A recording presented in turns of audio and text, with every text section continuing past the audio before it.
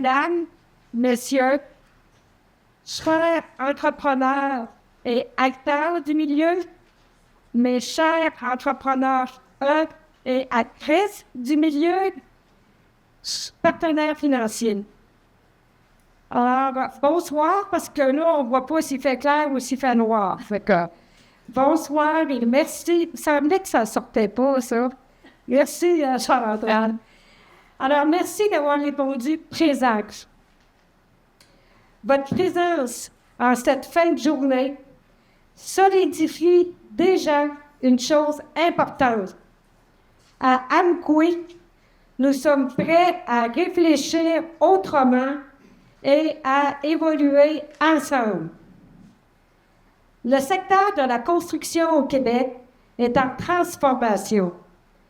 Les enjeux environnementaux, la rareté des ressources, la gestion des matières résiduelles, on en sait quelque chose, les nouvelles attentes sociétales et bien sûr, les coûts qui augmentent pour tout le monde, aussi beaucoup pour le monde municipal, nous amènent à revoir certaines pratiques.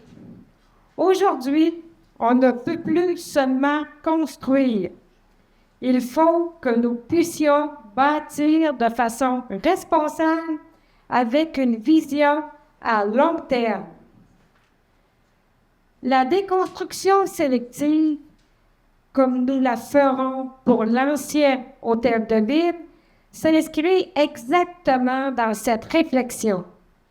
À la ville d'Amqui, nous avons pris une orientation claire. Nous analysons maintenant la possibilité d'intégrer des approches de déconstruction sélective et de valorisation des matériaux. Nous devons changer de perspective.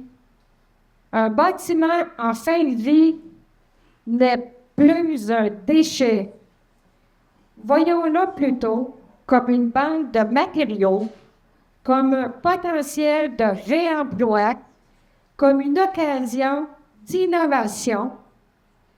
Cette orientation s'inscrit directement dans notre planification stratégique et dans notre engagement envers le développement durable. Bien sûr, certains projets municipaux nous amènent concrètement à explorer de nouvelles façons de faire. Mais aujourd'hui, le sujet dépasse largement juste le projet de l'hôtel de ville. C'est le début d'un mouvement vers l'économie circulaire et vers une gestion plus intelligente de nos ressources. Et surtout, il s'agit d'une opportunité pour notre milieu entrepreneurial. De nouveaux marchés, de nouvelles expertises, du maillage entre entrepreneurs, entreprises d'économie sociale et acteurs, actrices du réemploi, et à une économie régionale forte. Mais pour que ça fonctionne, on doit travailler ensemble. Ouais, c'est la règle qui est revenue, c'est pas ça. Ouais. C'est donc l'objectif de ce 5 à 7, informer, démystifier, inspirer et créer des liens. Nous avons la chance d'accueillir des experts reconnus qui viendront partager leur expérience et illustrer que ces pratiques sont non seulement possibles, mais déjà bien implantées ailleurs. À nous, maintenant, d'en faire une force ici. Vous savez, moi, j'ai eu un petit aperçu, une idée de qu'est-ce que vous allez voir. Moi, j'ai été chanceuse. Chanceuse parce que quand tu reçois une invitation, là, puis que tu n'es pas certaine, ben dis oui, puis vas-y, parce que tu ne seras pas déçu. J'avais eu une invitation le 13 mai par Créneau Éco-Construction pour aller au Jardin Métis à la maison R132. Fait que ça a comme... j'étais serrée, mais j'ai dit, il y avait quelque chose qui venait me chercher. Donc, j'ai eu la chance de voir possiblement une partie de ce que vous allez voir. J'ai vu la maison R132. J'ai vu des images de café sur mer qu'on va peut-être voir. Donc, j'ai vu Marika, j'ai vu Marie-Hélène, il y avait Mylène qui était là aussi, et d'autres, et Sophie. Donc, merci de cette belle présentation. Vous m'avez donné le goût d'aller plus loin. Moi, je dirais comme Jonathan Livingston de Bernard, plus loin, plus haut. C'est ça que vous m'avez donné le goût. Et merci, je tenais à vous le dire. Alors, je vous invite donc à profiter pleinement de notre événement, poser vos questions, échanger, imaginer des collaborations. Parce qu'au fond, innover, ce n'est pas seulement s'adapter à une nouvelle technique, c'est de décider collectivement de faire les choses autrement. Et je suis convaincue que notre région a tout ce qu'il faut pour relever ce défi. Fait qu'avant de vous remercier de votre présence, je tiens quand même aussi à remercier les gestionnaires de la ville d'Amkoui, les employés. Vous savez, nous, le conseil municipal, on est là, on a décidé, on prend des décisions, mais ça prend du monde sur le terrain pour le faire, ce travail-là, parce que c'est pas nous qui le faisons. Fait que merci. Il y a Guillaume ici, il y a Véronique, il y a Charles-Antoine, et toute l'équipe, tous les autres qui sont pas ici, mais qui travaillent, qui des fois trouvent qu'on leur donne d'ouvrage, puis on leur donne ça, mais merci de croire en ce qu'on dit demande, puis d'être là sur le terrain. Alors, je vous remercie, vous tous aussi, pour votre présence et vous souhaite un excellent moment de partage. C'est pour nous un plaisir de vous accueillir ici même à Amkoui.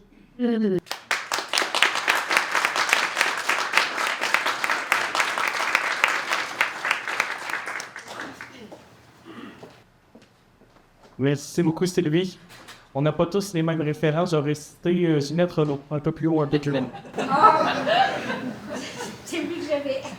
On débute donc notre soirée avec la première présentation de ce soir sur l'homme de bienvenue et des faits, sur la présentation des principes et des enjeux de la déconstruction sélective.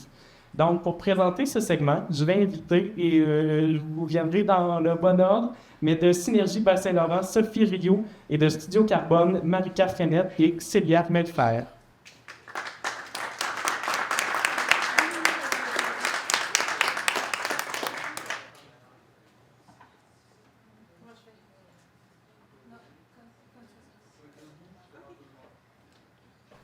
Bonjour tout le monde, mon Dieu, c'est intimidant. OK. Je me présente, mon nom c'est Sophie Rioux, puis en fait, moi je suis chargée de projet en économie circulaire et en développement durable pour Synergie Bas-Saint-Laurent. Puis là, je suis comme stressée de passer à bientôt ma problème, mais grosso modo, tu sais, quand on parle de déconstruction sélective, mais ça s'inscrit dans une approche d'économie circulaire. Et Synergie Bas-Saint-Laurent, en fait, notre mission, c'est de mettre en action les organisations, les institutions, puis toutes les entreprises du Bas-Saint-Laurent à aller vers l'économie circulaire. Donc, voilà. Fait que pour débuter un peu, je vais vous expliquer grossièrement, là, c'est quoi l'économie circulaire. L'économie circulaire, c'est une approche, en fait, qui permet de mettre en place des stratégies de circularité. Et donc, on parle d'une économie linéaire dans la mesure où on se dit, on crée un produit, on crée une matière, on l'utilise, on la transforme, on la met à la fin de sa vie, utile, et on la jette. Dans l'économie circulaire, en fait, on change notre manière de réfléchir. Donc, on se dit qu'à la fin de la fin utile, en fait, d'une matière ou d'un matériau ou d'un objet, on essaye de ramener ce matériau-là dans le circuit de la consommation ou de la transformation ou des ressources. Donc, il y a deux grandes stratégies, là, ou plutôt manières de penser dans l'économie circulaire. La première, c'est repenser, en fait, nos chaînes d'approvisionnement, repenser notre consommation des ressources, puis commencer à préserver nos écosystèmes avec cette façon-là de réfléchir. Mais quand on regarde aussi l'économie circulaire, on va regarder ce qui arrive à la fin, en fait, les objets qui arrivent, les matières qui arrivent à la fin utile, puis on va se dire, mais comment on peut les optimiser, comment on peut les ramener, en fait, dans notre économie, finalement, puis continuer à les faire vivre. L'économie circulaire, ça permet une réduction de coûts, des nouveaux revenus, puis une préservation de nos écosystèmes. Puis, pour introduire mes collègues de Studio Carbone, en fait, là, la stratégie circulaire là, dans le secteur de la construction, ça se décline sous 3 stratégies principales qui sont le réemploi, la réutilisation et le recyclage. Il y en a d'autres, là, si on peut repenser aussi là, notre manière de consommer les matériaux de construction, par exemple. Mais ces 3 stratégies-là, c'est les stratégies là, qui vont vraiment là, porter un peu notre travail dans la déconstruction. Grossièrement, le réemploi, là, c'est donc de prendre un matériau tel qu'il est et de le réutiliser à la même utilité qu'il a. La réutilisation, c'est de prolonger un élément, mais en le changeant légèrement, donc en faisant une transformation. Et le recyclage, vous avez compris, mais c'est de transformer la matière, le matériau complètement, ou de l'amener faire une autre direction. Il me laisse place à nos amis de Studio Carbone qui vont vous expliquer plus en profondeur l'économie circulaire pour la construction.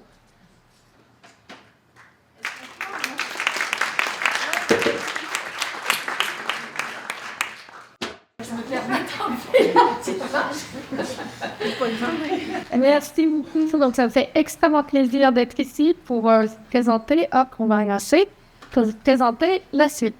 Alors, je me présente déjà, Marie-Claire Sponette. Sponette, c'est les noms de Fort-Neuf. Et malgré mon accent, je suis originaire de Québec, de la ville de Québec. Et je vis en France depuis 35 ans. Donc, je fais l'inverse de beaucoup de Français qui habitent maintenant au Québec.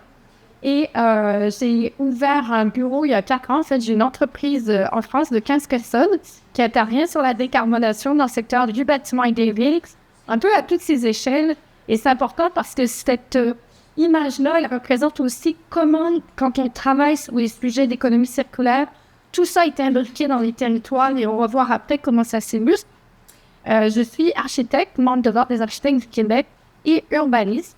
Et Studio Carbone est une entité dont la coordinatrice locale, Célia Mayfair, ingénieure, qui est basée entre Québec et Montréal, et entre les deux.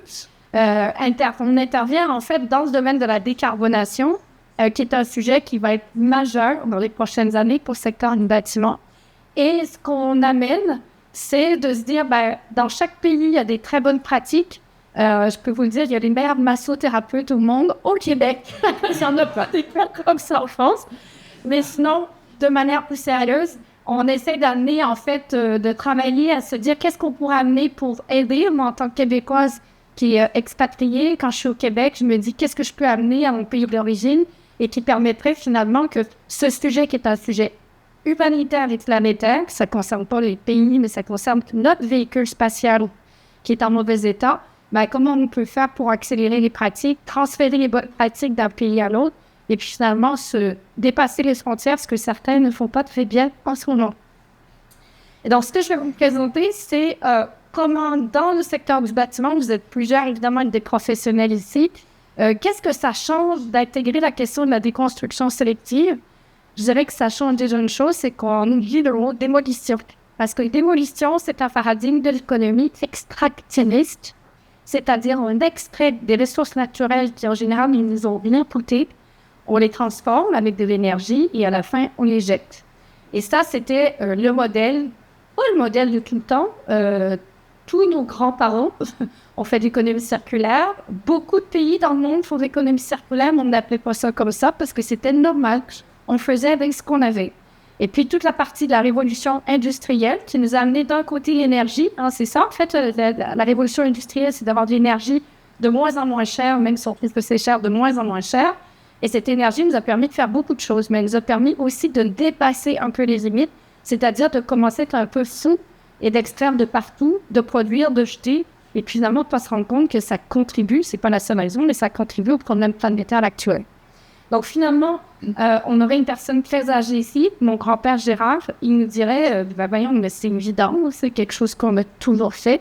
Donc vraiment, c'est se dire que ce mot qu'on utilise, en réalité, dans beaucoup de pays actuellement, c'est la réalité. On réutilise, on réemploie, il n'y a même pas de recyclage parce que du coup, tout est réutilisé et réemployé. Alors, dans la question de la décarbonation, avant de rentrer dans le sujet de l'économie circulaire, il y a des termes que vous allez tous, en tant que professionnels, entendre parler de plus en plus, c'est le mot décarbonation. Si vous entendez le terme baisse des GES, c'est globalement la même chose. GES, les gaz à effet de serre. Les gaz à effet de serre, il y en a plusieurs, dont les émissions de CO2. Mais quand on parle de décarbonation, c'est qu'on ramène ça, en fait, à un équivalent CO2. Donc, je ne rentre pas plus dans le détail, mais le CO2, c'est ce qui fait que l'on vit, puisque du coup, on va absorber de l'oxygène et on dégage du CO2. Donc, ce n'est pas un polluant, mais c'est juste un gaz que s'il est trop présent dans la couche d'atmosphère, la Terre se réchauffe. Et c'est ça le problème, c'est qu'on a déséquilibré. Il nous faut du CO2, mais on en a trop produit, en fait, trop émis. Et donc, c'est cette surreprésentation du CO2 qui fait que la Terre est en train de se dérégler. Et attention, elle ne fait pas juste se réchauffer. Quand on parle de dérèglement climatique, on a regardé, pas plus tard qu'hier, on était en réunion avec l'équipe, et je leur disais, quand on est politique, il faut se poser des questions, évidemment, sur le long terme, c'est-à-dire bien après son mandat. Et si on regarde la région ici, en hiver, ce qui est prévu, c'est qu'il y ait 25% de plus de précipitations l'hiver et 15% plus de pluie. C'est le scénario, en fait, à plus 4 degrés. Ça, c'est scientifique, c'est connu. Est-ce que c'est exactement ça qui va se passer? Personne ne peut le dire. Mais dans la trajectoire actuelle de la planète, c'est ce qui pourrait se passer. Les plus violents, plus importants. Donc, c'est important de se dire que la décarbonation, c'est un des leviers importants.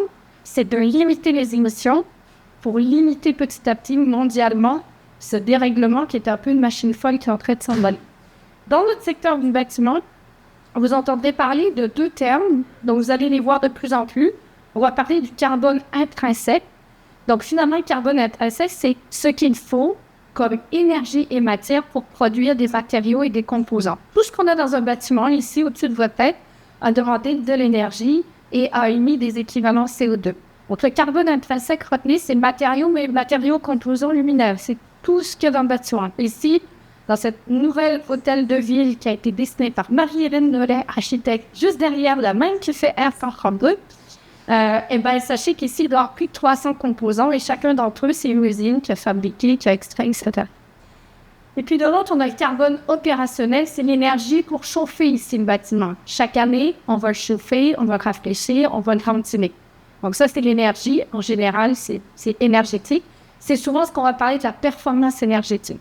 La performance énergétique, c'est juste un petit morceau de des émissions carbone. Dans un bâtiment qui est performant, et vous allez voir les petits schémas derrière, vous pouvez les prendre en photo, ça va vous rappeler. Dans un bâtiment qui est neuf, l'efficacité énergétique est très bonne. Donc, du coup, le carbone opérationnel est petit. Par contre, on a plein... Oups, je l'ai fait. Mais par contre, on a beaucoup de matériaux neufs, donc le carbone intrinsèque est assez important parce que c'est beaucoup de matériaux qu'il faut produire. Dans un bâtiment existant, c'est l'inverse. En général, dans un bâtiment existant, les matériaux ont été fabriqués il y a longtemps. Donc, on considère qu'ils ont quelque part amorti leur impact carbone. C'est une convention. On les a fabriqués il y a longtemps, donc on peut dire qu'ils émettent plus de CO2 depuis très longtemps. Par contre, les bâtiments sont en général pas très efficaces au niveau énergétique. Donc, c'est l'inverse. Plus de carbone opérationnel. Mais le total des deux, vous voyez, il est plus petit. Et puis, si on rénove notre bâtiment existant, on a la meilleure stratégie. Nos bâtiments existants, nos actifs, qu'ils soient publics ou privés, représentent plus de 95% de ce qui est sur le territoire.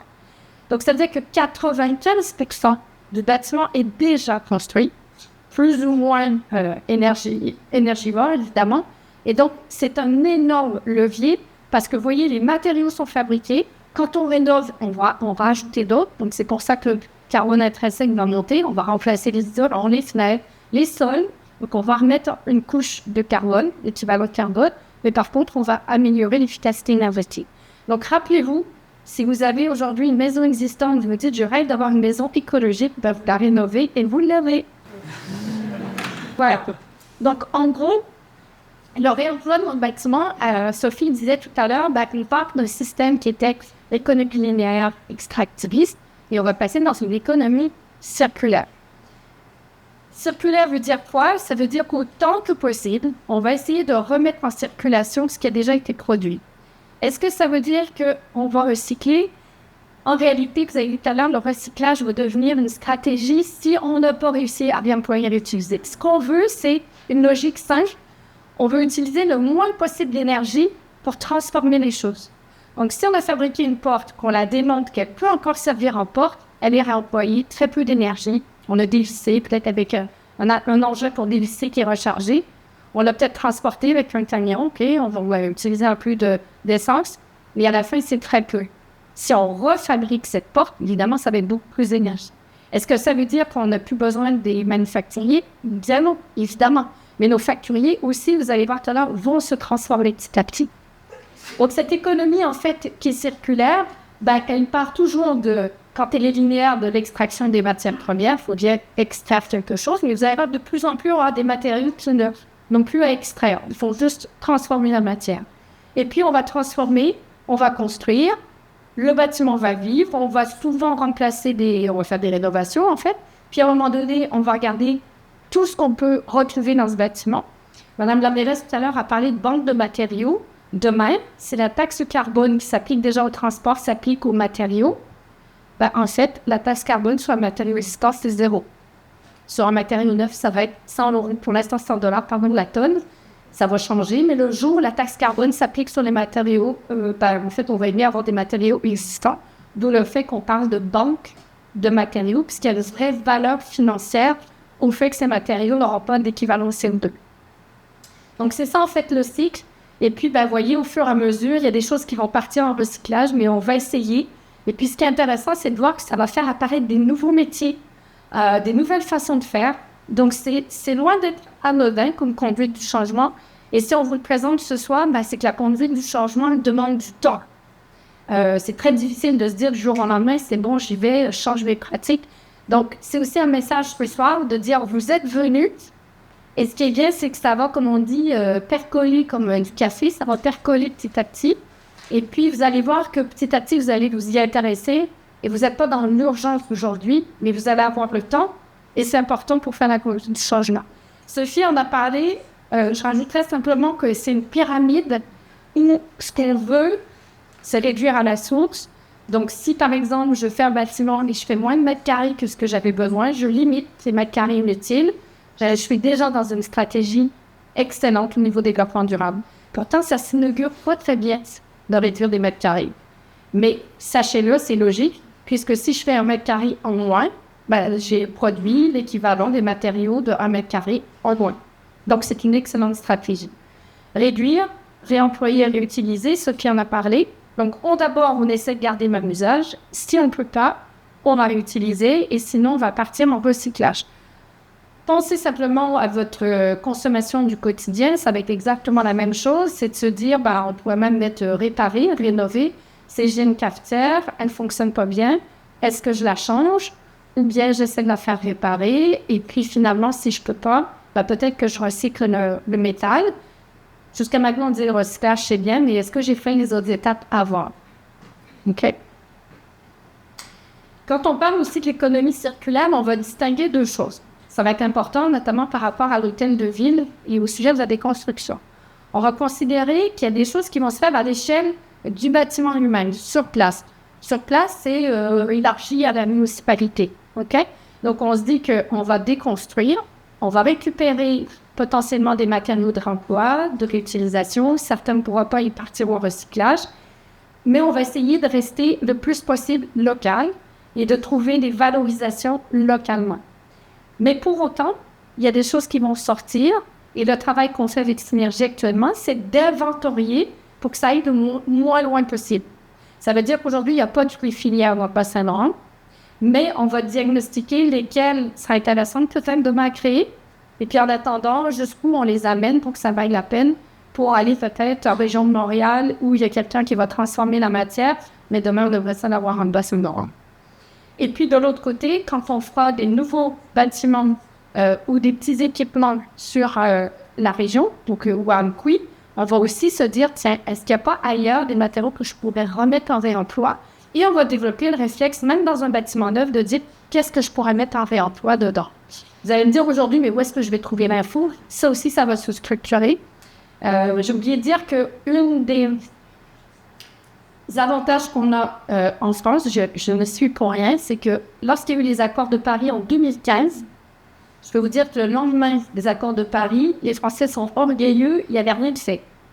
Donc, ils ont célébré en disant on est bon, on a fait signer tout le monde, et le lendemain, merde, on n'est vraiment pas bon du tout. Et il y avait même une gêne par rapport, je peux vous dire, aux Allemands et aux Scandinaves. Et je ne sais pas à l'initiative de qui était très orgueilleux, ils ont dit mais on va être meilleur que tout le monde. Et le lendemain, c'est-à-dire 2016, on va commencer à avoir des lois de fou, mais de fou. Dans le bâtiment, on en a 4, je ne vais pas les décrire ici.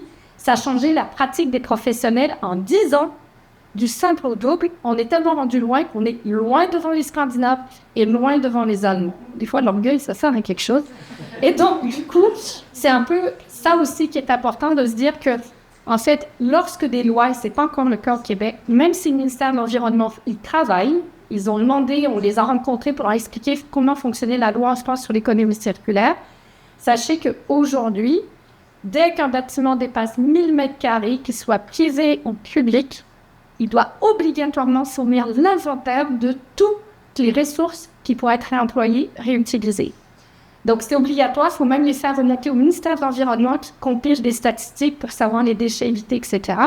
Donc, vous voyez, et ça, qu'est-ce que ça fait? Ben, ça crée en fait des projets dans lesquels il n'y a pas besoin de se dire où est-ce qu'on va aller. Il y a 10 aujourd'hui plateformes sur lesquelles les professionnels, je ne parle pas des citoyens, les professionnels peuvent trouver 1000 m² de faux plafond s'ils veulent, venant d'un autre chantier. Ce n'est pas encore le cas ici, mais vous allez voir que c'est en train de bouger. Donc, en gros, une base de données, quand on prend un bâtiment et qu'on va le déconstruire, c'est ça qu'on va faire. Ce qui est fou, c'est que c'est tout ça, en fait. Dans un bâtiment, ça, c'est la base de données qu'on va utiliser, qu'on a créée, donc chez Studio Carbone, et on va, en fait, faire un inventaire complet de tout ce qui existe. Puis on va se poser beaucoup de questions. De est-ce que c'est réemployable, réutilisable? Est-ce que ça va être compliqué? Peut-être c'est réemployable, mais ça va être tellement compliqué à démontrer que personne ne va le faire ou ça va coûter beaucoup trop cher. Et puis, si jamais on arrive à le démanteler, qui va le reprendre, en fait? Parce que le sujet, c'est pas de déconstruire, le sujet, c'est de réemployer. Donc, qui va être capable de réemployer? Donc, c'est un peu le travail qui est fait. Notamment, c'est pas le projet de l'hôtel de ville, c'est un autre projet, mais c'est le travail qui est fait actuellement sur l'hôtel de ville pour bien identifier tout ce qui existe, tout ce qui va être réemployable et comment on va faire pour déconstruire tout ça. Ce qui est intéressant, c'est que dans tous les changements qui arrivent, et je vous dis, il y a des changements à tous les niveaux. La loi économie circulaire, en France, s'appelle la loi AGEC, pour anti-gaspillage économie circulaire, est en fonctionnement depuis 2022. C'est pas long, 2022, on est en 2026 et les pratiques ont beaucoup changé. Aujourd'hui, quand je travaille sur des projets publics neufs, on est obligé d'intégrer un pourcentage de réemploi. Ça a été énorme. Il y a des nouveaux métiers qui sont apparus. Il y a des nouvelles pratiques qui arrivent. Et encore, il y a 15 jours, j'étais avec un table ronde avec des assureurs pour parler de l'assurabilité du réemploi ou de l'utilité, que c'est un sujet. Donc, c'est des nouveaux métiers manuels. Quand j'ai travaillé avec l'entreprise Papin, on a déconstruit, j'ai vous montré, donc tout ça, là, les 6 hectares, on a déconstruit jusqu'à la moindre prise de courant. Tout a été entièrement déconstruit, détaillé. Et quand on a travaillé avec l'entrepreneur Papin sur ce sujet, c'était une entreprise qui faisait de la démolition. Donc, ils savaient démolir.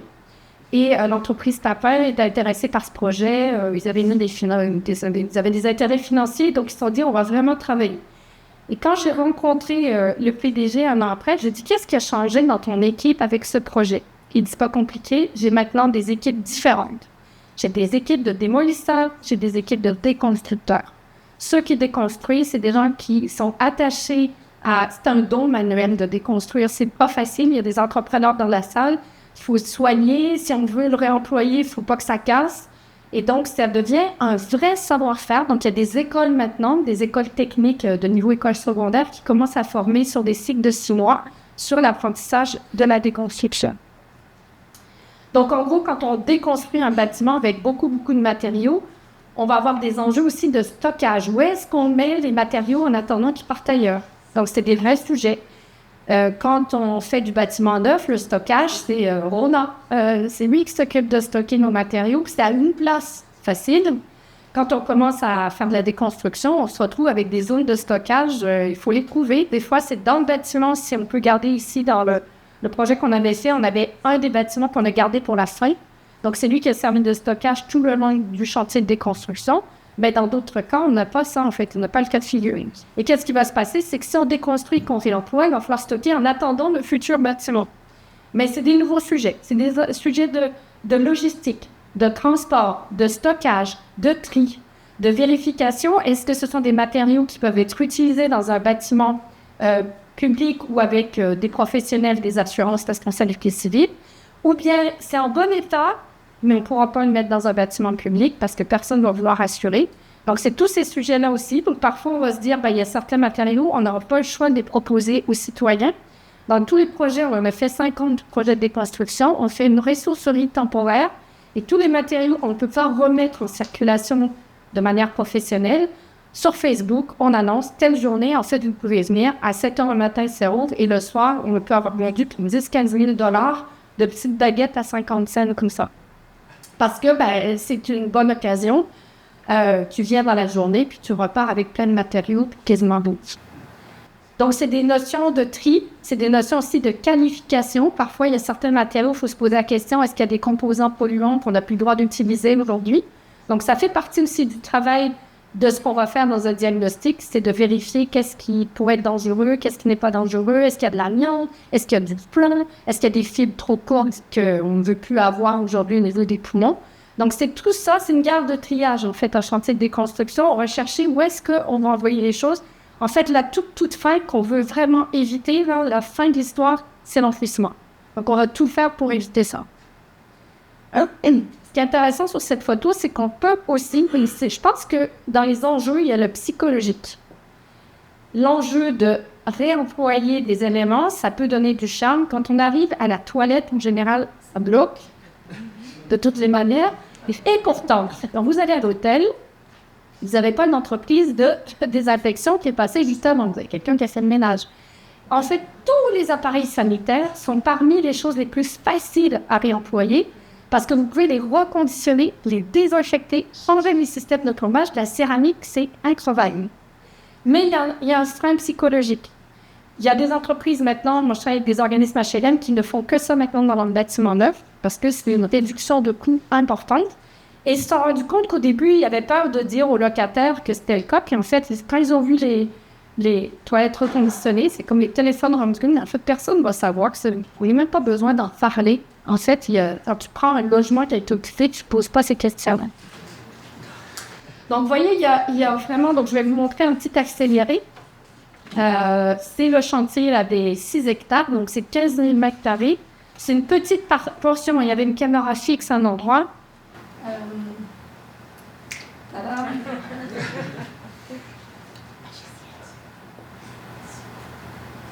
Donc, il fait souvent gris, en fait, là où j'habite. Donc, il y a souvent des nuages. Donc là, vous allez voir arriver. Donc, là, c'est comme un chantier. C'est pareil. On va avoir des containers, du tri. On va préparer les surfaces. Ça va, c'est très, très, très à l'accéléré. Mais vous voyez, en fait, tout a été démantelé parfaitement bien. Et il y a quelques parties du bâtiment qui vont être rénovées, mais très peu, parce qu'il y avait beaucoup d'amiante dans beaucoup d'endroits.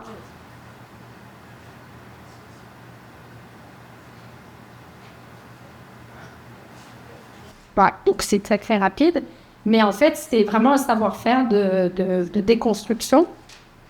Je pense que j'en ai une autre après, c'est celle d'une maison. C'est plus proche peut-être de chantier que vous pouvez avoir à faire. Mais regardez-là en vous disant, ah oui, c'est vrai que ces matériaux, finalement, ben oui, ils peuvent être tous réemployés. Hein. Au Québec, il y a Briques Recycle qui a fait la machine à nettoyer les briques. Ben voilà, en gros, les briques, ça peut être quelque chose qui est potentiellement réutilisable et réemployable. Donc, c'est un peu plus long, un chantier de déconstruction. Et vous allez me dire, il y a des enjeux financiers, bien sûr, parce qu'il y a plus de temps à passer.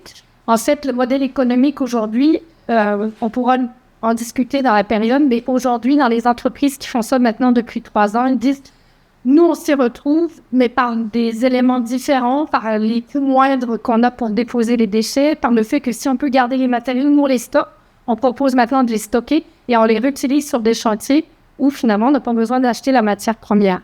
Donc c'est des nouveaux modèles économiques, des nouveaux modèles financiers. Ça ne peut pas être juste du jour au lendemain, je fais ça à la place de faire du neuf, c'est une activité. Donc,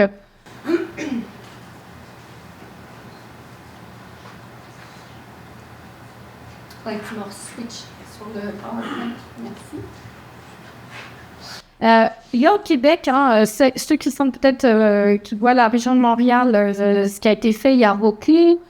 Il y a les gens de la couverte que j'ai vu rentrer tout à l'heure. Donc, il y a plein d'initiatives qui sont en train de se passer, la couverte à Rimouski. Et vous avez aussi 24 qui est dans la région de plus Saguenay et Montréal. Donc, ça y est, là, c'est en train de se mettre en place. Ça se structure. Aujourd'hui, je dirais qu'au Québec, c'est encore mélangé, les citoyens que les professionnels. À terme, il faut que ça soit séparé. Parce que le professionnel, il n'a pas le temps de chercher à gauche, à droite, de voir. Il faut qu'il trouve des quantités normées, traité, nettoyé, alors que le particulier, lui, va être plus souple sur les tailles, etc. Donc, la grosse différence qui arrive, c'est quand on commence à structurer ces sujets d'économie circulaire, on va voir apparaître des filières extrêmement distinctes et séparées. Ce n'est pas du tout les mêmes enjeux. On avait une petite témoignage, on a un petit problème technique, mais je vous dis simplement, vous pourrez aller voir sur le site Internet. ERI, c'est une entreprise qui fait toute la déconstruction sauf les superstructures de béton. C'est Kirchhoff. Et c'est une entreprise de 1200 personnes que je connais bien. C'est des gens qui sont vraiment super intéressants. Vous allez voir leur site.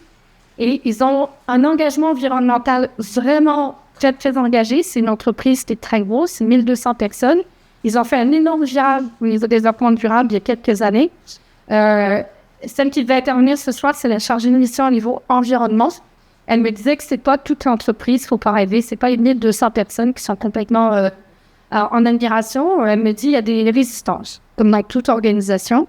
Mais elle me dit aujourd'hui, la direction, ça c'est important, c'est comme en politique, c'est ceux qui sont devant portent le projet, ça facilite beaucoup les choses. Aujourd'hui, ils ont choisi parmi leurs axes prioritaires l'économie circulaire.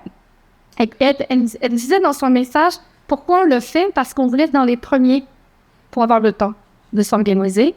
On avait répondu à un premier appel d'offres, puis on s'était rendu compte que ça a changé pas mal les pratiques. Et au lieu d'abandonner, de se dire non, c'est très compliqué, on va pas aller là-dessus, elle a dit, en fait, ils l'ont engagé comme chargé de mission pour dire, OK, on va regarder tout en détail. Les prix, où est-ce qu'on perd de l'argent, c'est quoi les nouveaux processus qu'il faut mettre en place. Et donc, elle me dit, c'est ce travail-là qu'on a fait. Elle me dit, aujourd'hui, après 3 ans, on remporte plein d'appels d'offres parce qu'on est prêt. Parce que nos coûts, elle dit, aujourd'hui, on fonctionne à ISO-coût, c'est-à-dire qu'on est capable de compétitionner une entreprise qui n'est pas en économie circulaire parce qu'on a justement regardé toute la chaîne de. Et elle a rajouté une chose...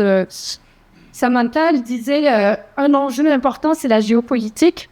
En Europe, on a un problème de ressources. On a beaucoup moins de ressources, évidemment, qu'ici en Amérique du Nord.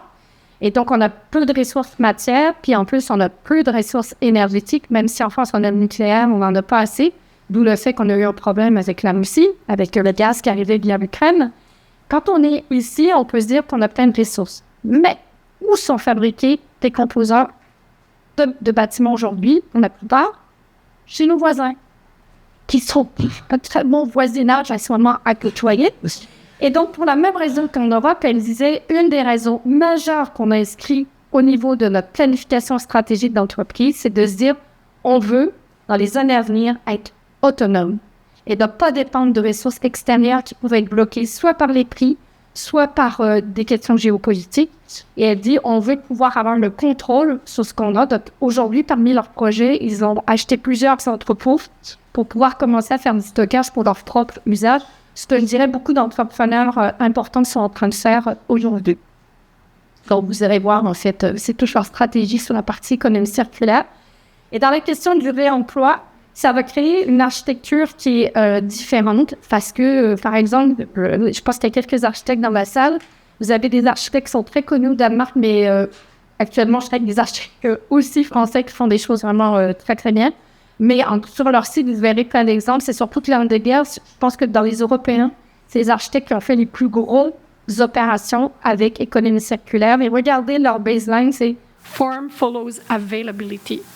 Aujourd'hui, l'architecture suit ce qui est disponible. Et ce qui est disponible, on le fait avec. Donc, pour terminer, En gros, pour tous les acteurs de la construction, depuis le départ de la chaîne, c'est le donneur d'ouvrage public, par exemple, que c'est une municipalité ou MRC, en passant par les professionnels, mais aussi les industriels, les entrepreneurs, les manufacturiers. En fait, tout le monde est concerné dans cette conduite du changement. Il y a des enjeux, mais il y a aussi des bénéfices. Et aujourd'hui, le bénéfice, il peut être énorme. Au niveau politique, demain, on vendra des comptes aux municipalités ou MRC sur qu'est-ce que vous faites pour la baisse des GES, puisque le Canada, malheureusement, est dernier de classe aujourd'hui au niveau mondial sur ses objectifs et les accords de Paris. Donc, dans les années à venir, de toute façon, avec le dérèglement qui va aller en montant, on va être de plus en plus regardant sur qu'est-ce que chaque pays fait. Donc, un politique local, c'est de se dire, moi, non seulement je fais les choses réellement concrètement et pas dans des assemblées à la parlotte, mais à faire le sujet vraiment, à prendre moi-même mon courage d'agir et le faire. Et quand on fait quelque chose comme ici à Amqui, ça influence d'autres MRC, ça influence d'autres municipalités, et ça, c'est énorme. C'est ce qu'on appelle l'effet régénératif. C'est beaucoup plus puissant que ce qui peut venir souvent dans l'eau. Pour les professionnels, c'est des enjeux architectes, ingénieurs passionnants. Quand on a fait le diagnostic sur l'hôtel de ville, on avait Stantec avec nous comme ingénieur qui nous disait « Waouh, on ne s'est jamais posé les questions. On a ouvert un mur de plâtre pour voir si le Saturbois qui avait 40 ans est encore en état parfaitement. » C'est vrai qu'on pourrait en faire quelque chose, cette ossature. Pourquoi on va la jeter, en fait? Pour les architectes, je pense que c'est le plus beau défi devant vous de créativité. C'est extraordinaire pour faire beaucoup de projets en ce moment. C'est extraordinaire le champ créatif que ça apporte. C'est faire avec ce qui est déjà là. C'est un peu la cuisine avec les restes. On peut très bien cuisiner si on aime cuisiner. Et je dirais que pour les manufacturiers, on avait amené quelques échantillons. Donc, tout à l'heure, on pourra les passer à travers les tables. Aujourd'hui, le foisonnement de produits de bâtiments fait avec des déchets, parce que je vous ai dit à la fin, c'est le recyclage, c'est la dernière voie. Quand j'ai des producteurs d'huîtres de ma région, il y a de très bonnes huîtres. Quand il y a des producteurs d'huîtres qui se disent qu'est-ce qu'on pourrait faire, toutes ces huîtres qui traînent sur les plages et qui finalement sont là, en fait, parce que c'est quoi la production d'huîtres. Et dans le Bas-Saint-Laurent, Gaspésie, c'est quand même une région. Si on les broyait, c'est du calcaire, et qu'on faisait des pavés drainants pour que l'eau percole et retombe. C'est un produit qui s'appelle Avigina. Et maintenant, il y a 4 fabricants qui en font. Et c'est prescrit sur beaucoup de projets dans les allées piétonnes et tout, parce que l'eau va pouvoir percoler, ne restera pas dedans. Voilà, donc c'était pour vous donner un avant-goût, un aperçu. C'est très poétique dans ce projet qu'on a accompagné. Il y a une grande transformation des personnes. Moi, j'adore, je trouve que dans nos métiers, on accompagne des projets visibles, mais on accompagne aussi beaucoup l'invisible, c'est-à-dire l'humain. Ça donne beaucoup de sens à tout ce qu'on fait comme professionnel. Et l'entreprise Papin, qui avait utilisé le gymnase qui à la fin est déconstruit, mais l'a gardé comme base de vie pour les compagnons en fait, du chantier, a fait intervenir un jeune artiste de la région et lui a demandé de faire une œuvre sur un mur qui va être déconstruit. Donc c'est une œuvre temporaire pour que les salariés, quand ils rentrent, ils aient une œuvre artistique et que ça valorise le fait qu'ils étaient en train de travailler sur quelque chose de formidable. Donc, si vous travaillez à Amqui sur ce projet, vous allez travailler sur quelque chose de formidable. Merci.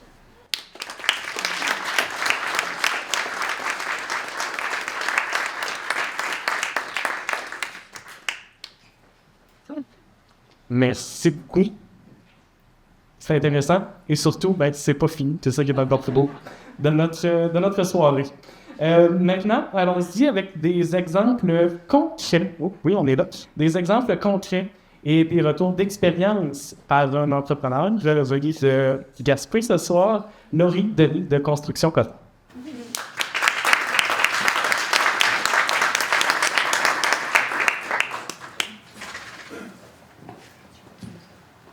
Bonjour tout le monde, merci beaucoup pour l'invitation. Puis je trouve ça tellement inspirant ce qu'on voit en ce moment. Je trouve que ça me donne espoir que les choses vont changer. Puis merci pour toutes les présentations qu'on a eues jusqu'à date. Là, je trouve ça c'est de la musique à mes oreilles. Moi, mon nom, c'est Laurie. Je suis chargée de projet pour Construction Coton, qui est un entrepreneur général à Rivière-Nord, dans la ville de Gaspé. Pour juste faire un petit intro sur c'est qui Construction Coton, en fait, c'est une entreprise qui est propriétaire, le propriétaire, c'est Tony Coton, qui a racheté l'entreprise familiale de son père en 2020. Puis, je vais pas, c'est vrai, j'ai oublié, excusez. OK. On travaille, c'est ça, dans le secteur commercial, industriel et institutionnel. Puis, en 2020, quand on y a racheté, il y avait 4 employés. Maintenant, on est rendu une quarantaine. Donc, on a vécu vraiment une forte croissance là, dans les dernières années. On travaille, oui, à Gaspé principalement, mais on travaille aussi au Bas-Saint-Laurent, pas au Bas-Saint-Laurent, on- un jour peut-être. Mais on travaille ailleurs en Gaspésie, sur la Côte-Nord, on a fait un mandat cet été, île d'Anticosti, île de la Madeleine aussi. Donc, dans les dernières années, on s'est questionné sur comment on pouvait améliorer nos pratiques. L'industrie de la construction, c'est pas un secret pour personne. Il y a encore beaucoup de fait. Comme on l'a vu tout à l'heure, surtout au Québec, il y a beaucoup de place à amélioration. Puis, on s'est demandé à l'interne comment on pouvait mieux faire. Donc, on a intégré le principe de déconstruction dans notre planification stratégique. On s'est doté d'une politique de développement durable. Puis, on s'est questionné justement comment on pourrait faire. Donc, il y a 2 ans, on a obtenu le contrat pour l'hôtel de ville de Gaspé. C'était pas une démolition complète, une déconstruction complète de bâtiment, c'était une rénovation. Donc, quand on a obtenu le projet, Tony, on s'est assis ensemble, puis il m'a dit, qu'est-ce que parce que c'était pas exigé dans les plans de devis, c'était pas exigé dans l'appel d'offres qu'on le déconstruise. Tony m'a dit, qu'est-ce que ça t'attends-tu qu'on le déconstruise? Je fais, oh, oui, clairement. Donc, parfait, j'ai pris le relais. Puis, on a parlé aux clients parce que justement, comme c'était pas exigé, on voulait quand même leur autorisation.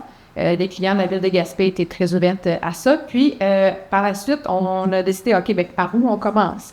Donc, on a contacté la Régie intermunicipale de traitement des matières résiduelles de la Gaspésie pour Nathalie Drapeau, en fait, parce que j'avais entendu parler d'un projet pilote que la Régie avait fait en déconstruisant le BMR à Grande-Rivière. Puis, Nathalie, quand je lui ai dit que ça nous tentait de déconstruire l'hôtel de ville à Gaspé, elle était super contente, évidemment. Donc, elle nous a vraiment enlignés sur comment on s'y prend, parce que c'est sûr que ça change des méthodes, il peut y avoir des fois de la résistance au changement et tout. Donc, on a allé faire une tournée sur le chantier. On a identifié avec Nathalie et le contremaître l'ensemble des matériaux auxquels on pourrait donner une seconde vie.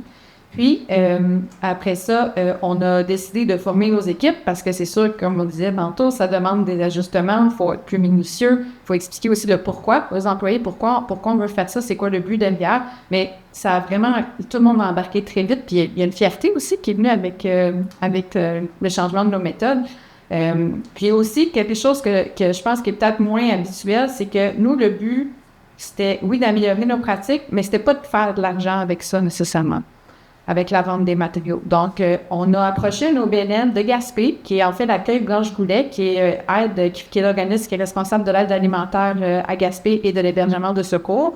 Puis, on leur a demandé si on déconstruit, on a des matériaux à vendre, puis qu'on vous les sort du chantier, parce que fallait les sortir du chantier pour être réglementaire avec la CCQ.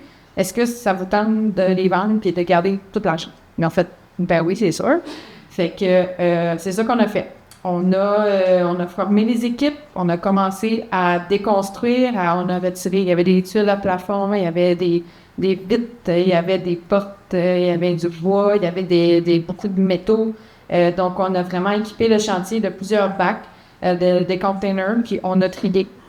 Les équipes sur place ont tout trié, tout mis dans les containers, puis après ça, on sortait ça du chantier.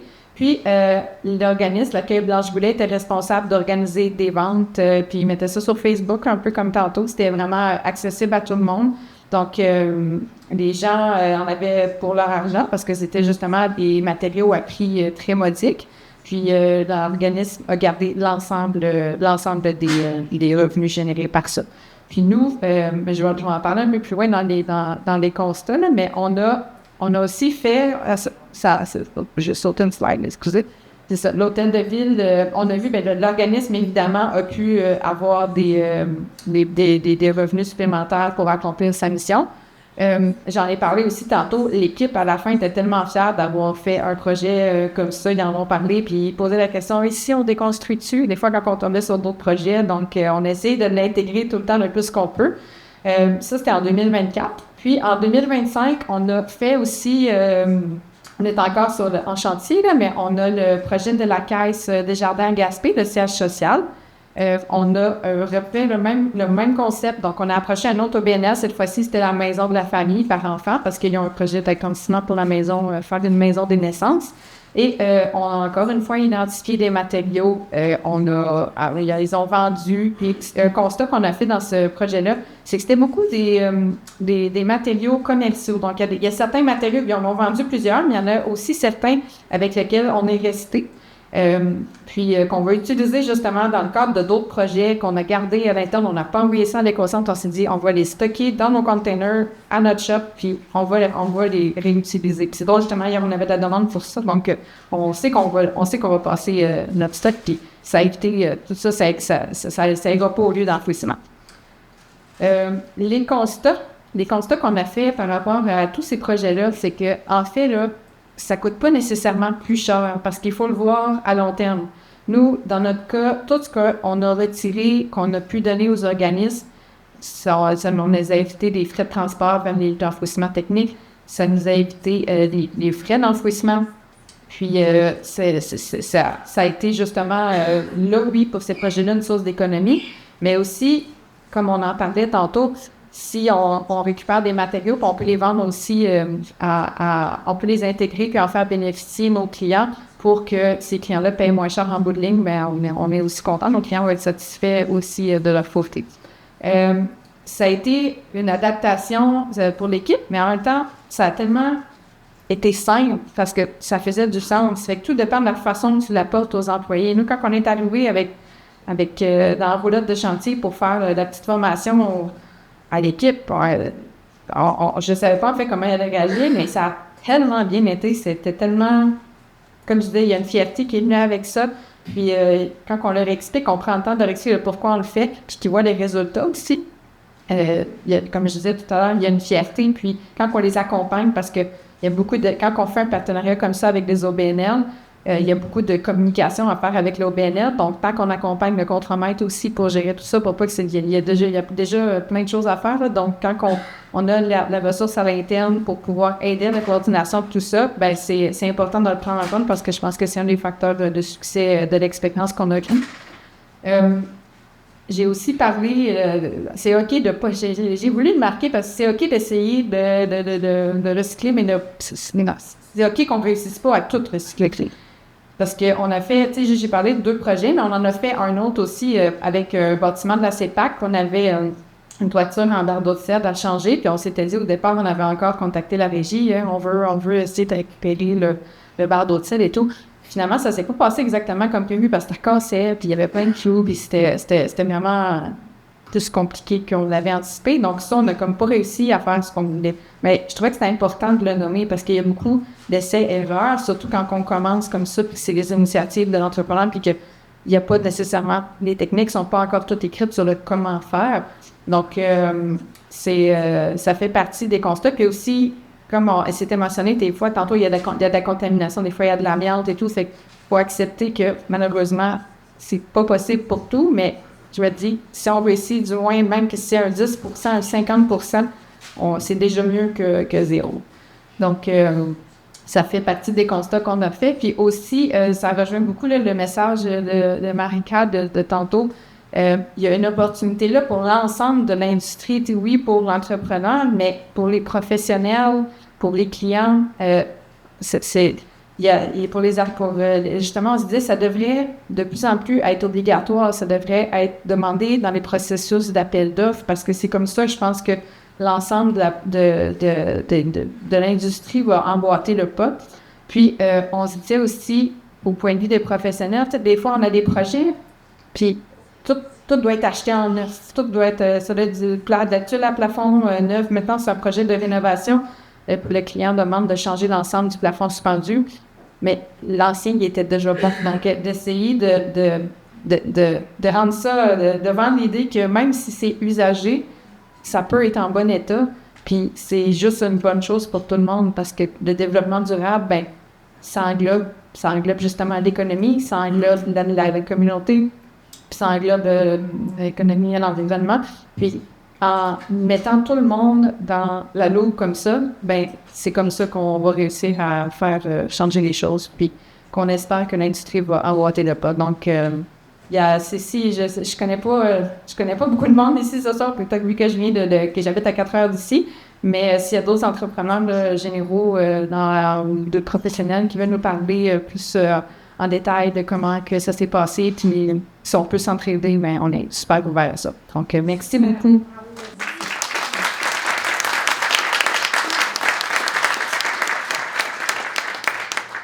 Merci beaucoup, Laurie. Ça concrétise près de chez nous quand même votre expérience. Maintenant, quand on réussit pas à tout réemployer, ben ça a quand même un coût. Combien ça coûte tout ça? C'est ce qu'on découvre ce soir avec Vincent Dufour, directeur général de la Régie intermunicipale de traitement des matières résiduelles des MRC de la Matapédia.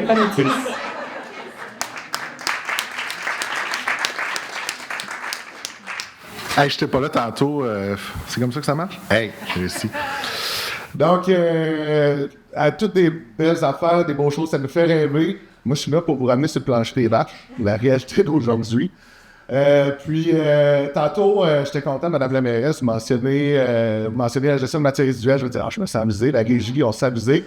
Vous mentionnez, ça coûte cher aux municipalités. Je me sens amusé. La régie, ça coûte cher. Les déchets, ça coûte cher. Les déchets coûtent cher, et d'autant plus que on se trouve beaucoup, on va le voir après, mais on trouve beaucoup de matériaux de construction dans nos déchets. Et ça coûte cher quand on regarde, en fait, si on prend les mêmes matériaux et on dit si on les envoie à l'enfouissement ou si, à l'inverse, on les revalorise à l'enfouissement dans la Matapédia, ben déjà, c'est 192 $ la tonne, ça, sans compter le transport. Donc, juste le traitement, juste l'enfouissement, c'est 192 $ la tonne, plus le transport. Donc, déjà, il y a une valeur économique au fait qu'on l'envoie à l'enfouissement. Ensuite, il y a les gaz liés, les gaz à effet de serre liés au transport. Parce que nous, on n'a pas de site d'enfouissement ici dans la Matapédia. Nos matières sont transportées à Montjoly, sont transbordées dans un camion et sont envoyées une partie à Kakuna en grande majorité. Et une partie est même envoyée vers les sites d'enfouissement externes. Là. Ça va jusqu'à dans le coin de Drummondville, entre autres. Donc, nos matières, nos déchets, en fait, font des coûts de transport. Il y a également les GES liés à l'enfouissement parce que le bois, les matériaux comme ça, quand on met ça à l'enfouissement, ben, ça se décompose de façon anaérobique et ça crée des gaz à effet de serre. Et c'est pas tous les sites d'enfouissement qui sont équipés pour traiter ces gaz à effet de serre-là. Et finalement, ben, on n'a aucune valeur ajoutée à faire ça. On met ça dans le trou puis c'est fini, comme les yeux. Tandis qu'en revalorisation, et là, ça devient un peu quasiment faire le topo de tout ce qui a été présenté avant. Ça tombe bien. Donc, j'étais content parce que je me disais, ma présentation, elle fit, là, ça fait. Donc, on peut tirer du revenu, on peut créer des emplois. Ça, c'est bon et ça crée une fierté locale. J'étais content tantôt, ça a été mentionné, la fierté. On est content quand on a des succès en région, on est content quand on a des succès qu'on est prêt à montrer aux gens. Donc, ça fait partie des points positifs de revaloriser. Et finalement, la réduction des GES, évidemment, parce qu'on a réalisé, mais je n'ai pas besoin de vous en rappeler. Là où je voulais vous en venir, en 2024, on a fait une caractérisation des déchets dans la Matapédia et la Métis. Et quand on parle de rénovation et tout ça, dans le secteur commercial, il y a de la rénovation qui se fait et une partie où le bas blesse, c'est que lorsqu'on a caractérisé les déchets, on voyait que plus du tiers, 37% des déchets étaient des matières qui valaient à l'éco-centre. Et la grosse majorité de tout ça, en fait, était du bois de construction, des résidus CRD. Donc, il y a un énorme travail à faire. On retrouve beaucoup de matériaux de construction dans notre déchet commercial. On a du travail à faire au compostable, ça on sait. Au niveau du recyclable également, mais dans les matériaux, dans le bois, dans le CRD, construction, rénovation, démolition, il y a du travail à faire. L'autre petite partie, c'était le plastique agricole. Puis ça, on a un point de dépôt là, qui vient d'ouvrir en janvier là, par rapport à ça. Puis on a du travail qui s'en vient aussi par rapport à ça. Mais ça, c'est plus volumineux qu'en bois. Donc, mais le bois de construction a occupé la majorité du bois. Et en plus de ça, là, on retourne au secteur commercial. Et tantôt, on parle de la ville d'Amqui qui est innovante en termes de construction, mais la ville d'Amqui aussi était innovante dans la région, ici dans la Matapédia. Était la première municipalité à instaurer la tarification esthétique des déchets. Donc, pour les commerces, ça touche aussi les résidents, mais là, on va parler du commercial. Pour les commerces, il y a une tarification incitative en fonction de la grosseur du conteneur et de la fréquence de collecte. Donc, plus un commerce génère de déchets, donc qui utilise plus de services, plus ça lui coûte cher. Et ça, Amqui a été les premiers à faire ça. Et ici, dans la Matapédia, et nous, dans le groupe de la Matapédia et la Métis, et cette année, depuis le 1er janvier, le même modèle a été étendu à l'échelle de la Matapédia et de la Métis. Donc, encore une fois, on voit Amqui capable de... Ça a été un succès. Et la déconstruction en sera un autre. Voilà. Donc, mentionné, j'ai vu un petit tableau pour vous montrer s'il y avait des entrepreneurs pour comprendre comment ça marchait, mais je savais que j'avais pas besoin d'aller là. Autre chose également qu'on fait dans Matapédia depuis une vingtaine d'années, on a des écocentres et au niveau, là, je l'ai mis pour le service aux industries, commerces et institutions, des écocentres qui permettent de recevoir beaucoup de matières. Beaucoup de ces matières-là sont soumises à des REP, des responsabilités élargies des producteurs, c'est-à-dire qu'on paye des écofrais à l'achat qui permettent de financer un système de récupération dont les écocentres sont généralement des points de dépôt. C'est le cas ici dans la Matapédia. On a un écocentre ici à Amqui, il y en a un à Causac-Stade et un à Sébec. C'est géré par l'écosite de la Matapédia. Et également, eux, ils reçoivent les matériaux de construction. Pour les citoyens, c'est gratuit, mais pour les commerçants, il y a des prix. Et ce qui est intéressant aussi, c'est qu'en recevant ces matériaux-là, les matériaux peuvent être revendus. Donc, il y a beaucoup de gens qui vont à l'écocentre pour acheter des matériaux. C'est pas une grosse banque, là, on va dire ça comme ça, mais il y a quand même beaucoup de matériaux. Et moi, personnellement, je connais des gens qui ont pratiquement fait leur chalet au complet là, avec des matériaux de l'écocentre. Puis je suis pas mal certain qu'il y a beaucoup d'entre vous dans la salle qui ont déjà été à l'écocentre pour acheter des matériaux pour faire de la rénovation chez eux. Donc, il y a déjà quelque chose qui se fait. Moi, je trouve qu'il y a déjà un appétit en région pour la réutilisation des matériaux de construction. Et on doit peut-être focusser encore plus là-dessus et de trouver des meilleures façons. Et en plus, si on a plus de matériaux, parce qu'on fait plus de déconstruction, donc c'est un cycle qui continue. Donc, on a déjà quelque chose et on a déjà l'intention, je pense qu'on peut aller plus loin là, et, par rapport à tout ce qui a été dit depuis tantôt. Ma présentation était courte, en fait, là, c'est terminé là-dessus. Je voulais juste... C'était voulu.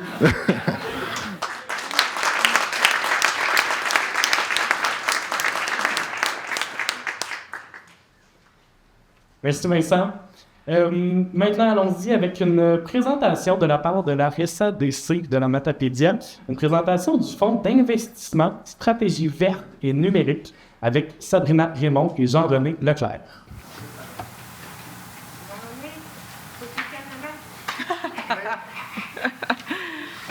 Bonsoir tout le monde. Ça nous fait plaisir d'être là avec vous tous ce soir. Nous, en fait, pourquoi on est là, c'est que à la SADC, quand on a vu passer le projet de déconstruction de l'hôtel de ville d'Amqui, on s'est dit que on devrait appuyer cette initiative-là parce qu'on trouvait que c'était vraiment un projet innovant puis qui allait nous faire être fiers de la Matapédia. Puis je félicite vraiment Amqui là, pour avoir se lancer dans cette aventure-là qui est tout à fait quand même nouvelle, mais qu'on risque de voir un peu plus souvent de maintenant. Donc, c'est principalement pour ça qu'on est là ce soir. On est fiers d'être partenaires. Puis merci de nous laisser une petite place pour vous présenter ce qu'on peut faire pour les entrepreneurs de la région. Donc là, si je comprends bien, je pèse ici. OK, c'est bon. J'aurais dû peser avant. Donc voilà, c'est nous, la SADC. On est dans les mêmes fins de la soirée, dans le vent. Je vais laisser la parole à Jean-René Leclerc. Bonjour tout le monde. Merci. Bonsoir. Donc, c'était un peu pour vous résumer la mission de la SADC pour ceux qui ne connaissent pas. Donc, notre but premier est d'aider la collectivité matapédienne à tirer un meilleur parti de son potentiel de développement, offrir divers services aux entreprises par du financement, services techniques, services conseils, soutien aux jeunes entrepreneurs, dans une perspective de diversification de l'économie locale et de création d'emplois, appuyer les initiatives de développement socio-économique mises de l'avant dans un esprit de partenariat et favoriser le maintien ou le démarrage d'entreprises en milieu rural. Je repasse à mes mains, je vais vous expliquer, on a des choses qui peuvent être importantes des fois pour les entrepreneurs, pour n'importe qui a besoin d'aide. En fait, Nous, on a des fonds pour venir appuyer les entrepreneurs, les entreprises de la région. Donc, on a un fonds d'investissement. On peut aller jusqu'à des prêts pouvant aller jusqu'à 300 000 C'est sûr on va analyser votre dossier. On va vous aider aussi à faire votre prévision financière. On peut vous accompagner pour évaluer la rentabilité du projet. Donc, on peut être là pour supporter dans toutes les étapes de votre projet.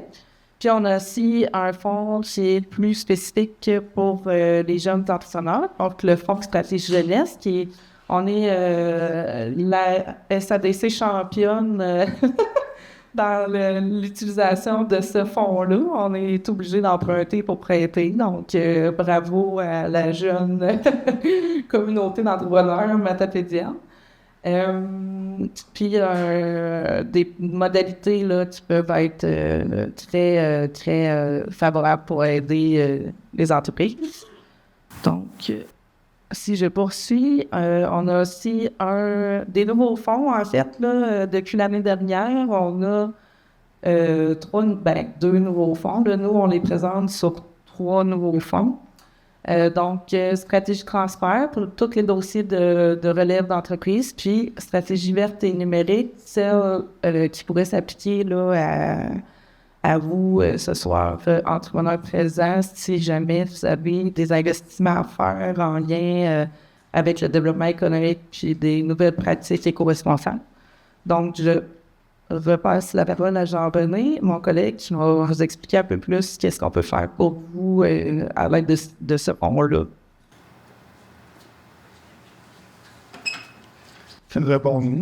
Rebonsoir, excuse. En fait, c'est un peu pour vous donner, moi j'aime le concret un peu, là, j'ai quelques petits exemples pour vous, pour ceux qui auraient besoin peut-être d'utiliser nos fonds. Vert, c'est quand même large, mais dans le fond, il faut que ça ait un peu un lien avec l'environnement en gros puis le développement durable. Je donne un exemple comme ça. On en a parlé tantôt, Brick Recycle, on fait des machines, ça a coûté de l'argent. Ça, c'est le genre de choses qu'on peut aider avec ce fonds-là. Fait que si vous avez une idée de machine révolutionnaire ou si vous voulez vous en faire une à une, on peut vous aider avec ça. Ensuite, vous avez vu s'il y a beaucoup de matériaux, beaucoup de choses à trier. Oui, je crois que vous avez beaucoup de containers, mais des fois, sur vos gars de chantier, de pouvoir avoir un bac à plastique, un bac à bois, un bac à plywood, peu importe, pour pouvoir trier les choses plus facilement, mais c'est le genre de choses qu'on pourrait aider côté financièrement avec nos fonds. Sinon, nous, on en a fait un dernièrement. Peut-être qu'on nommera pas de gens, mais peut-être vous allez connaître. On est quand même un petit milieu. Mais on a quelqu'un qui a une étable avec des animaux qui a eu besoin d'un projet pour faire une plantation en haut de son étable. Fait que lui, l'idée, c'était de réutiliser la chaleur de ses bêtes pour donner la chaleur à ses plants en haut. Puis que c'est un des projets qu'on a pu offrir ce financement. C'est des petites idées, mais vous en avez probablement plus que nous. Venez nous voir. Puis on termine avec nos visages pour notre belle équipe.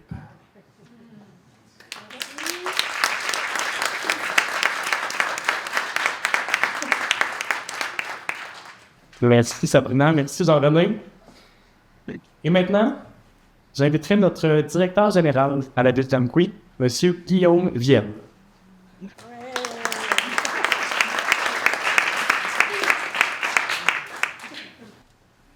Merci beaucoup, Charles-Antoine. Alors, moi, je suis un peu le mot de la fin. Donc, mais avant toute chose, je venais vous présenter principalement les partenaires de cette soirée. Mais j'aimerais principalement remercier les personnes proches de moi qui, s'ils n'étaient pas là, ils n'existaient pas, on n'aurait pas d'événement ce soir. Donc, merci Charles-Antoine pour tout ce qui est la logistique d'organisation de ce 5 à 7-là. On ne voulait pas nécessairement que ce soit très long, on voulait surtout vous donner beaucoup d'informations en très peu de temps. Initier, semer une petite graine, faire en sorte qu'on puisse avoir des idées qui puissent émerger. Donc, merci pour le travail que tu fais avec nous. Mais personnellement, j'aimerais aussi inviter Véronique. Attends, je monte avec moi là.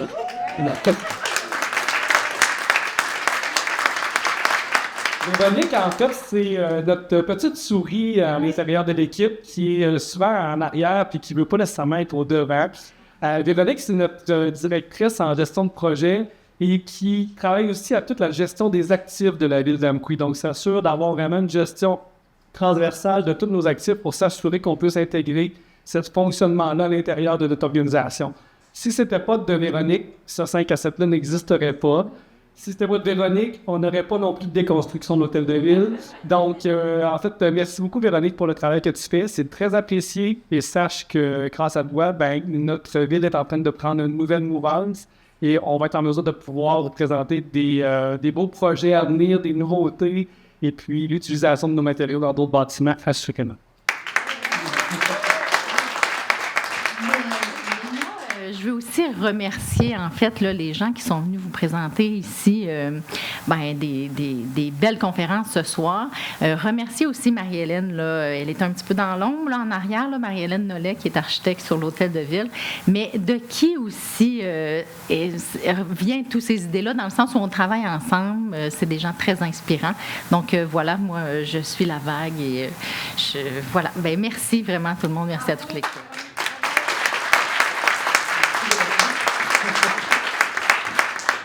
Je trouve ça important parce que Véronique ne veut jamais venir parler en avant, mais c'est toujours elle qui est tout le temps initiatrice de plein d'idées, donc voilà. Écoutez, pour cet événement-là, on voulait tout simplement remercier les partenaires qui ont participé financièrement à cette organisation-là, donc Synergie Bas-Saint-Laurent, Nollet Cabinet d'Architecture, Studio Carbone, Maxime Blanchette, Jonca, député de Rimouski de la Matapédia, la MRC de la Matapédia, Desjardins Vallée de la Matapédia, la SADC, qui vient toujours de faire sa présentation, ainsi que la Ville d'Amqui, bien sûr, qui est partenaire financier. Donc, je vous remercie énormément de votre présence.